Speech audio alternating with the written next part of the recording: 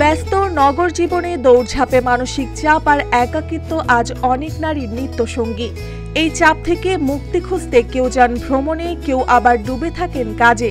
তবে জাপানে এখন জনপ্রিয় হয়ে উঠেছে এক ভিন্নধর্মী উপায়, যা শোনা যতটা অবাক করার মতো, অভিজ্ঞতায় ততটাই অনন্য। এই সেবার নাম নামিদা ওতোকো, যার অর্থ টিয়ার থেরাপি। এখানে নারীরা ভাড়া করতে পারেন আকর্ষণীয় পুরুষদের, যারা তাদের সঙ্গে বসে আবেগঘন সিনেমা দেখেন। সিনেমার গল্পে ডুবে যখন চোখে জল আসে, তখন সেই পুরুষেরা আলতো করে মুছে দেন অশ্রু।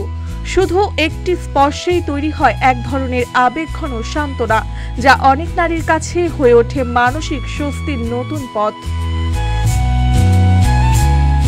বিশেষজ্ঞদের মতে কান্না শুধু আবেগ প্রকাশ নয়, এটি শরীর ও মনের জন্য এক ধরনের থেরাপি। আর যদি সেই কান্নার মুহূর্তে পাশে থাকে একজন সহমর্মী সঙ্গী, তাহলে তার প্রভাব হয় আরও গভীর। হয়তো সেই কারণেই টিয়ার থেরাপি জাপানের শহরে নারীদের কাছে এত দ্রুত জনপ্রিয় হয়ে উঠেছে।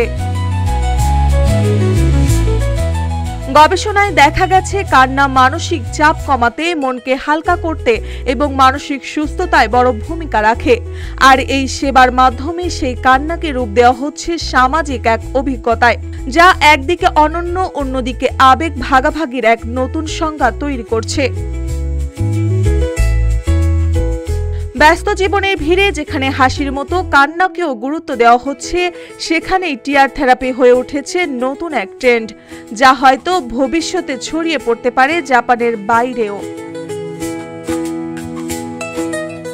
মার্জিয়া মৌ, রূপালী বাংলাদেশ।